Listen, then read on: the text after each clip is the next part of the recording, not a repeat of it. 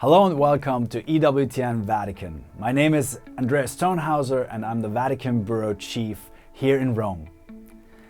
We want to present to you the latest news and the stories behind the scenes of the Holy See here in this eternal city, and you can follow all of those stories on our YouTube channel and the other social media channels. Please make sure to subscribe. Also subscribe to our email and you will receive a weekly update on everything that is going on here in Rome.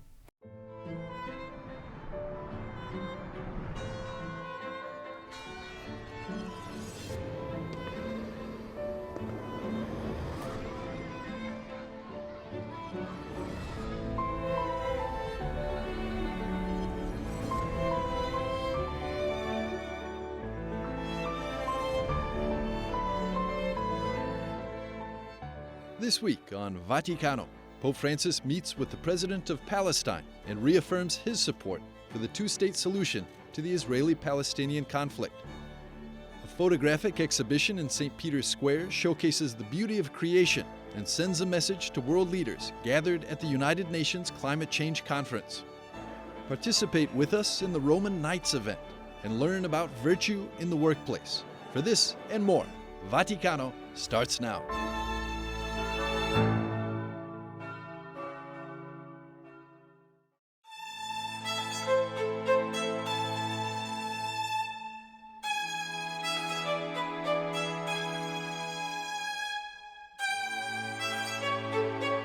Founded at the end of the 16th century, the Vatican Library contains more than 180,000 manuscripts,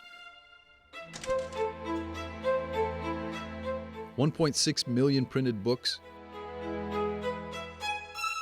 and 300,000 coins and medals. It is undoubtedly one of the most important libraries in the world.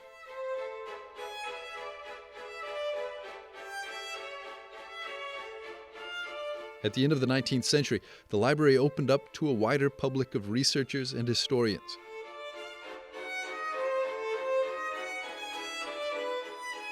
Today, this desire to dialogue with the contemporary world continues and was concretely realized in November with the opening of a new exhibition space dedicated to hosting contemporary art exhibitions.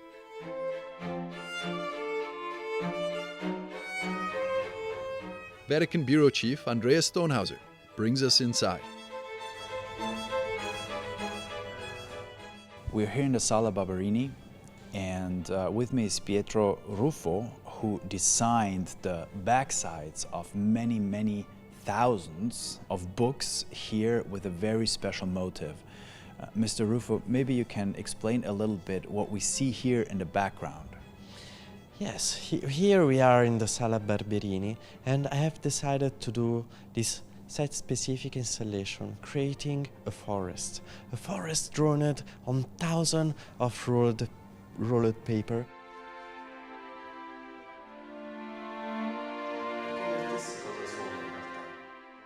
Archivist and librarian Cardinal José Tolentino de Mendonça explained that the exhibition space is inspired by Pope Francis' call not only to preserve the past, but it's also a place to move towards the future. And this exhibition hall is a manifestation of a desire to dialogue, to bring together the contemporary perspectives of artists, curators, philosophers, and scholars with the patrimony of the Vatican Library, bringing it to the present and the new readings, showing the possibilities by helping to translate this heritage in a new language, both a scientific language and an artistic language, like this one that Pietro Ruffo has built in this exhibition. Come questo che Pietro Ruffo ha costruito in questa mostra. From November of 2021 to February of 2022, the new space is hosting an exhibit called Tutti, Humanity on its Way, inspired by Pope Francis' encyclical, Fratelli Tutti. It shows works by the contemporary artist Pietro Ruffo, who reinterpreted historic treasures from the library, like a nearly 20-foot-long map of the Nile, which was created by Ottoman explorer Evliya Çelebi in the 17th century.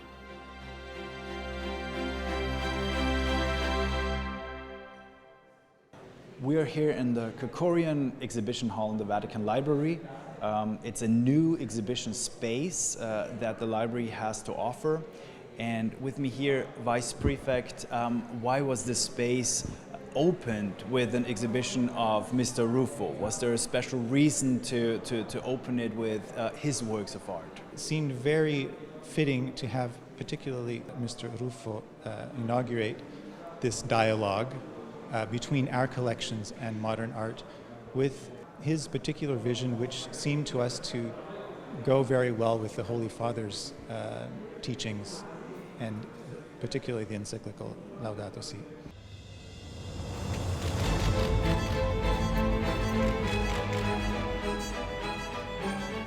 The first visitor to the exhibition was Pope Francis, who inaugurated the space and said that the Church must bear witness to the importance of beauty and culture, dialoguing with unique thirst for the infinite that defines the human being.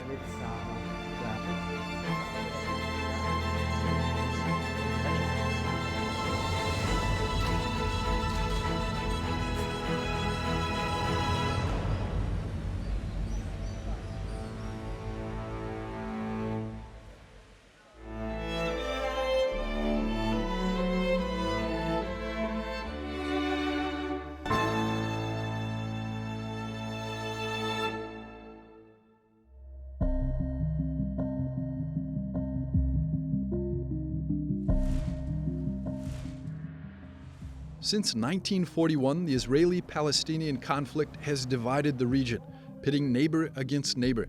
The conflict was born from the division of Palestine into Arab and Jewish states.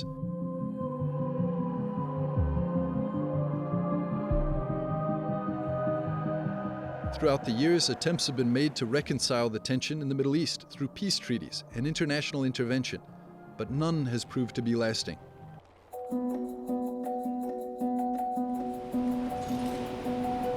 On November the 4th, in a private audience with Palestinian President Mahmoud Abbas, Pope Francis affirmed the desire for a two-state solution to the conflict. According to Catholic news agency, the Holy See has long supported the idea of two separate states, and in 2015 made this official with an agreement recognizing the State of Palestine. President Abbas and Pope Francis also agreed that Jerusalem must not continue to be a place of conflict and violence, but of encounter. The Holy City must also be seen as having universal value to the three religions stemming from Abraham: Christianity, Islam, and Judaism. The two heads of state spoke about the urgency of promoting human fraternity, peaceful coexistence among faiths, and avoiding the use of weapons. This desire for peace has been an important part of Pope Francis' papacy. In the second year of his papacy, while on a trip to Palestine, the Holy Father invited the leaders of both Israel and Palestine to the Vatican to renew their peace talks.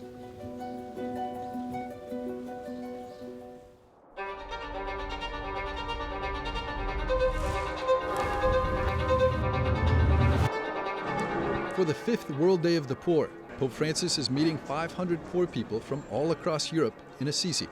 The theme of the 2021 World Day of the Poor is taken from Mark 14:7. The poor you will always have with you. In his message, Pope Francis highlighted that poverty is not a consequence of fate. Rather, it concretely points to Christ's presence among us. As I never tire of repeating, the poor are true evangelizers, for they were the first to be evangelized and called to share in the Lord's joy and His kingdom. Pope Francis established this day in 2016 to encourage more people worldwide to listen and respond to the cry of the poor.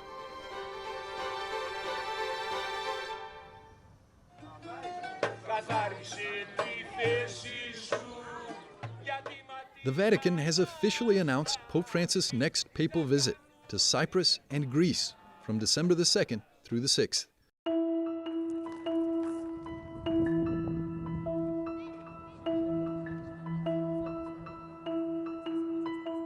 The trip's theme is comforting each other in faith, which the Vatican says is inspired by the Apostle Barnabas, whose name means son of consolation. The logo features a ship with the cross of Christ as the mast, sailing on the rough waters of our world, with the sails filled with the wind of the Holy Spirit. The 4-day trip includes stops in the capital of Cyprus, Nicosia, the capital of Greece, Athens, and the Greek island of Lesbos. While in Cyprus, the Holy Father will meet with the local Catholic community, Orthodox Archbishop Chrysostomus II, and a group of migrants and refugees. The pandemic led the Holy Father to cancel or postpone many international visits. However, the Holy Father promised the Bishops' Conference of Canada that he will visit the country sometime next year. There's another country that awaits the visit of the Holy Father, Kazakhstan. On November the 6th, the president of the Kazakh Senate, Maulen Ashimbayev, arrived to the Vatican to officially invite the Holy Father. Today, he handed the Pope a personal invitation on behalf of the President of the Republic of Kazakhstan, Kassym-Jomart Tokayev, to join the 7th Congress of Leaders of the World and Traditional Religions, which will be held next year on September 14th and 15th in the capital of Kazakhstan, Nur-Sultan. The ambassador of Kazakhstan says that such a visit will be a contribution to dialogue and peace in the whole Central Asian region. The Congress of the Leaders of World and Traditional Religions might become a platform for the second meeting of Pope Francis with Russian Orthodox Patriarch Cyril, because he is also on the list of invitees.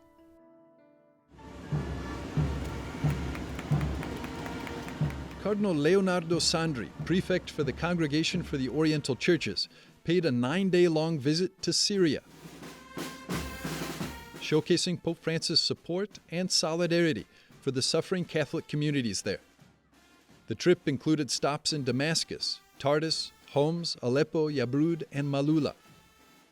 Cardinal Sandri met with Christian authorities, celebrated masses for the faithful, attended interreligious meetings, and visited local cathedrals and basilicas.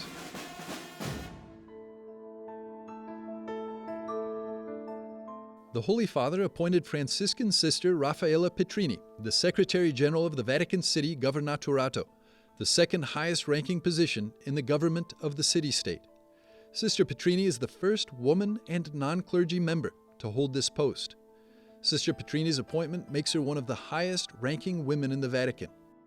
A member of the Franciscan Sisters of the Eucharist, she's been working in the Vatican since 2005 as an official of the Congregation for the Evangelization of Peoples.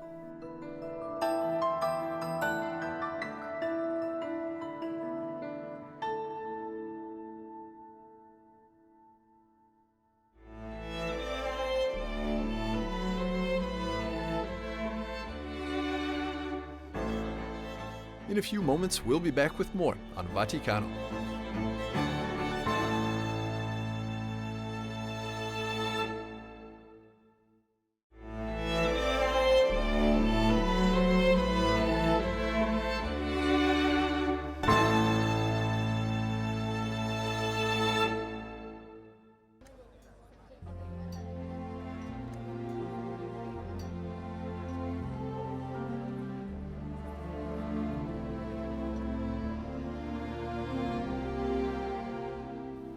Welcome to Vatican number 3.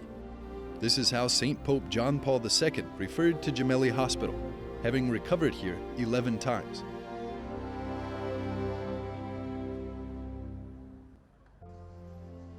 The relationship between the hospital and the popes is very tight.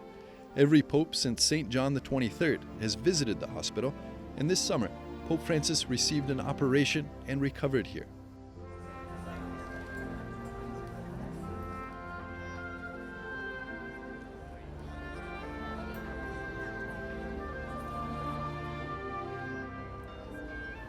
This year marks the 60th anniversary since the foundation of the Faculty of Medicine and Surgery. Today's students of the faculty are excited to welcome their most highly anticipated guest, Pope Francis. The Faculty of Medicine and Surgery in Gemelli Hospital is named for the Sacred Heart of Jesus, emphasizing that in Jesus there's healing and comfort. We are super excited to see him so close.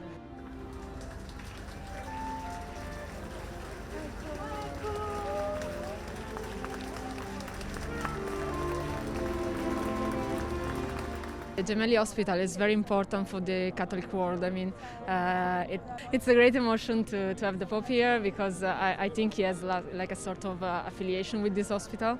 As a Catholic, it's very important to study in a new university that is so close to our roots of the Catholic world. So.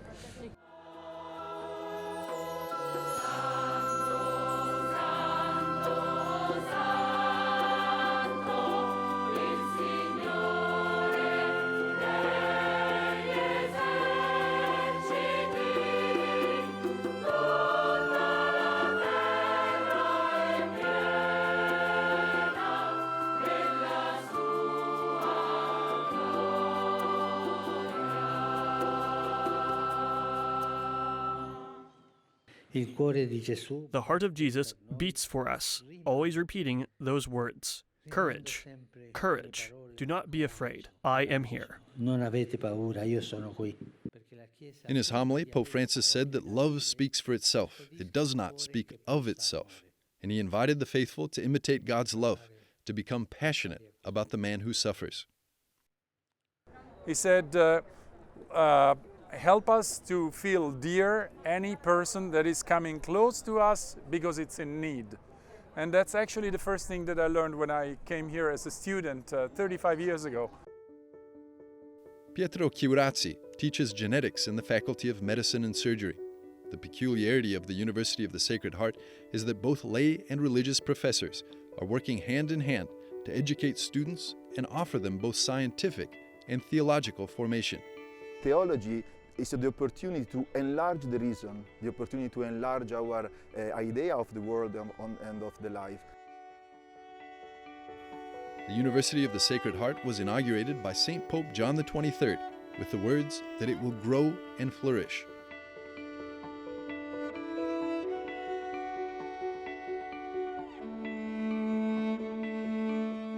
Pope Francis celebrated Mass here on November the 5th, the same day on which St. Pope John XXIII inaugurated the faculty 60 years ago. God help us to bear it in the proper way.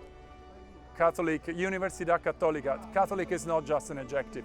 It should be our sense and mission as every doctor, but even more so because we bear this name.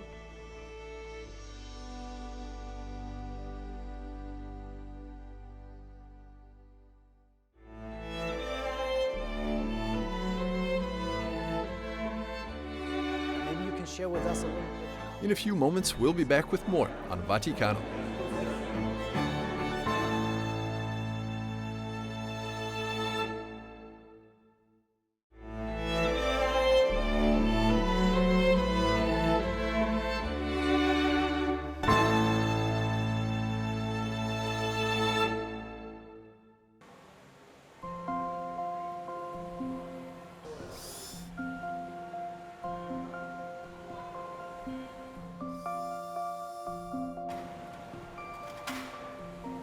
The Vatican's Dicastery for Promoting Integral Human Development launched this photo exhibition on the brink of the United Nations Climate Change Conference, also known as COP26.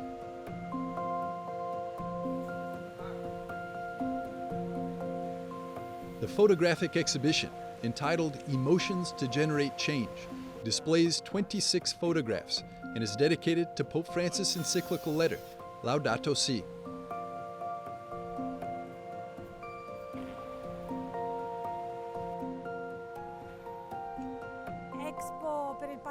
Creator of the exhibition, Leah Beltrami, says that the idea of the exhibition is to show the complex but beautiful relationship between man and nature.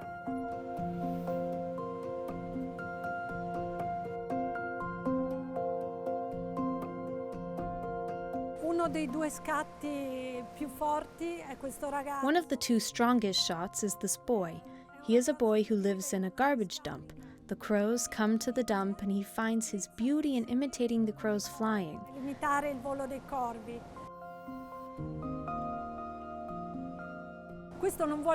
This doesn't mean we have to justify the poverty of this boy. In fact, we have to do everything to help him come out of it. However, he teaches us to grasp beauty and to know how to look at beauty.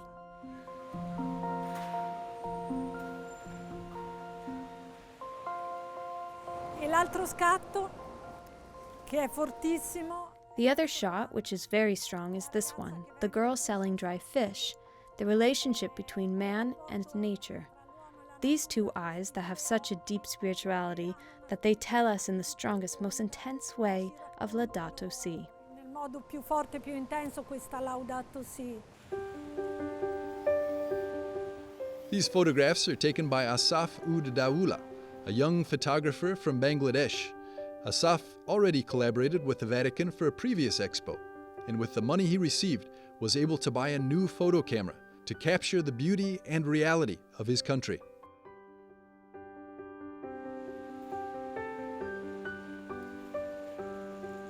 Beltrami explains that each image has a quote from Pope Francis' encyclical letter, highlighting the unique relationship between nature, man, and God. Creation is a charis of God. The gaze of people you meet is a charis of God. And living life, being able to read this charis of God truly changes you inside and truly becomes a life of Laudato Si. The exhibition is on display under the left colonnade of St. Peter's Square and will remain until Christmas, when it will start its journey around the world.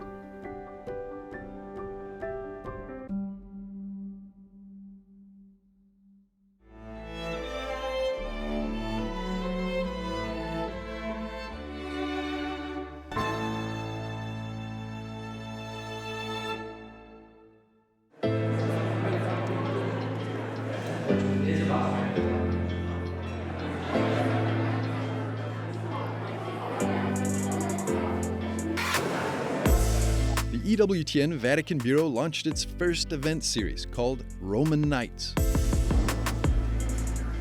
Ladies and A gentlemen, panel discussion on topics concerning life and religion, featuring people of faith living in Rome.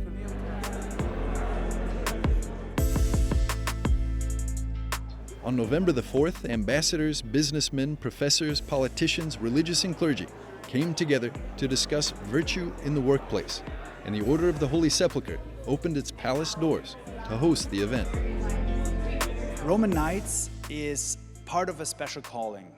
We see ourselves like the order as well in supporting the church, in supporting the Holy Father, and bringing the good news to all the ends of the world. Come from the business world. And how does virtue play a role in fulfilling that calling? Is there room for virtue in the modern workplace? How do we apply virtue to our family and business lives? These were some of the questions that Ambassador Edward Habsburg, Daniele Di Fausto, and Father John Walk discussed. Your work will always have a touch of family. For me, this is very practically so right now because I live in a small embassy.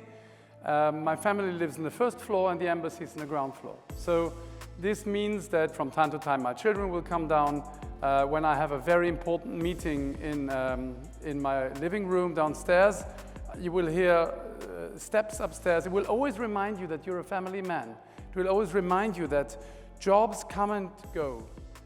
Family remains. maybe you can share with us a little. For entrepreneur Daniele Di Fausto, family values can also be found in the business world. I think that it's a moment where it's so important to be authentic. And so I think that in companies, especially CEO in many big corporations, sometimes have the idea to change their workplace, copying some concept from other companies. And after sometimes they realize that is not working. And always talking with them and say, the company is like a life, it's like a family. So you have your own identity, and it's very important that this organization can be built, designed, and then lived with the concept that identity brings value.